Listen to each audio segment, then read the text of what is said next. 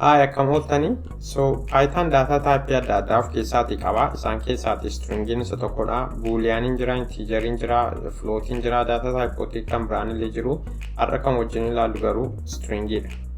Stringii salphaa uumuudhaan jalqaba. Maqaa stringii koo hima jedhee single quotation fayyadamuudhaan uuma stringii isa kana. Sana booddee hima salphaan keessatti barreessa. Boruu wal argina jedhee Asiin godhee kun stringii naa uumaa jechuudha. Stringii karaa kan biraan jira. Stringii uumuuf double quotation fayyadamuu dandeenya.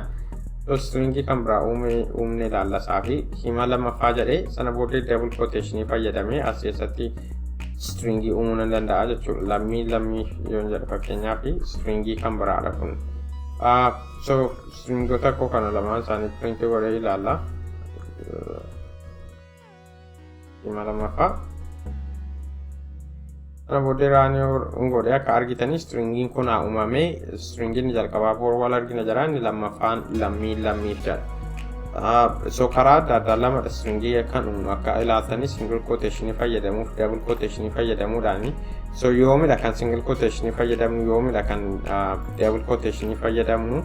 Fakkeenyaaf stringii keenya keessaa yookaan hima barreessuu barbaannu keessaa hudhaan jira yoo ta'e double quotation fayyadamna because hudhaan suni single quotation Pythoniin confuse godha.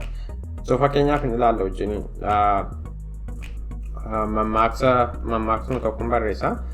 Sana booddee as keessatti single quotation fayyadamee mammaaksa kana uumatu jedheeti kan akka fardaa nyaatu gaafa akka namaa nyaatu mammaaksa jiru kana akka argitan as bukkee hudhaan keessa jira. Hima kana keessa du'a gaafan jedhu hudhaa fayyadamaan jira. Fakkeenyaaf kana raanii tun godheeti errorii naa kenna. Sababni isaa immoo single quotation fayyadamaan jira garuu hudhaan gatii jiruu fi Python hin galuuf maal gochuu akkan barbaadaa jiru. Yeroo akkas ta'u double quotation fayyadamaa jechuudha. Single quotation dhiise. Double quotation yoo fayyadame kana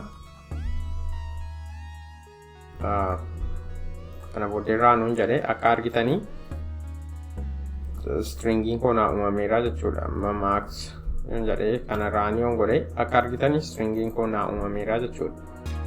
Yeroo tokko immoo waan namni kan biraan jedhee double quotation keessa kaa'uu barbaanna ta'a. Fakkeenyaaf waan namni jedhee hima sadii jedhee stringii sadaffaa uumee wajjin ilaalla. Waan namni tokko jedhee double quotation fayyadama jedhee immoo waan namni jedhe fakkeenyaaf hin argine jedhee yoon jedhee akkasitiin kana yoon nan uuma jedhee errorii naa kennaa jechuudha. Invalid syntax because waan namni jedhe yeroo fayyadamnu double quotation keessa keenya sana booddee double quotation kan biraa tokko duwwaa gaafa akkasitiin fayyadamnu Python galuuf yeroo sana immoo single quotation fayyadamnaa jechuudha. Akkasitiin argitan kana sana booddee kanarraa nuun jedhee kun stringii koo uumuu danda'eera jechuudha. Hima sadaffaa print godhee akka argitanii hin argine jedhee akkasitiin printii naa godha. Stringiin kun uumameera jechuudha.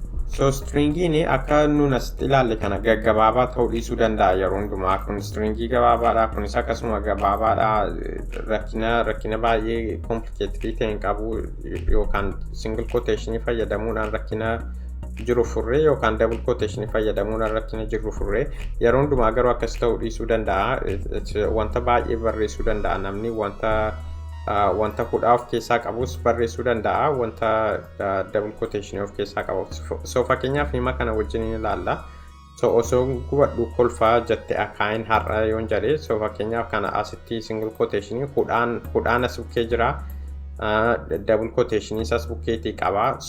Maal akkan fayyadamu akkan godheen stringii kana fakkeenyaaf ituun variable hima 4 jedhutti assign godhatuun jedheetti stringii kana akkan godheen kan hin assign godhu. Kana yoon raanii godhe akkuma beeknu errorii naa kenna. Kana gochuuf immoo karaa sadaffaan stringii uuman jira. Python keessaa karaa sadii duwwaatu jira bakka kana caalaa sintiin dabalu. Inni tokkoffaan single quotationidha. Inni lammaffaan double quotation fayyadamuudhaanidha. Inni sadaffaan immoo quotation sadii fayyadamuudhaanidha. Triple quotation jechuudha. Tokko lama sadii yoon jedhee asirraan sadii sana booddee asirraan sadii yoon fayyadame kun stringii kun uumaa jechuudha. Amma rakkina qabu raaniyoon godhee stringiin kun naa uumameera yoon printii godhee stringii koo ilaalee akka argitanii stringichi gabaabaadha garuu still xinnoo ishee wanta rakkinoota adda addaa lama of keessaatti qaba. Isaaniin furachuu gaafa jennu triple quotation fayyadamuudhaan furraa jechuudha rakkina akkasii. So karaa sadii ilaalleera karaatti stringii uumnu stringii complicated ta'e gaafa dubbisnu triple quotation fayyadamna. Stringii gaggabaaboo salphaa ta'an gaafa dubbisnu immoo akka arginetti double quotationis single quotationis fayyadamuu dandeenya jechuudha.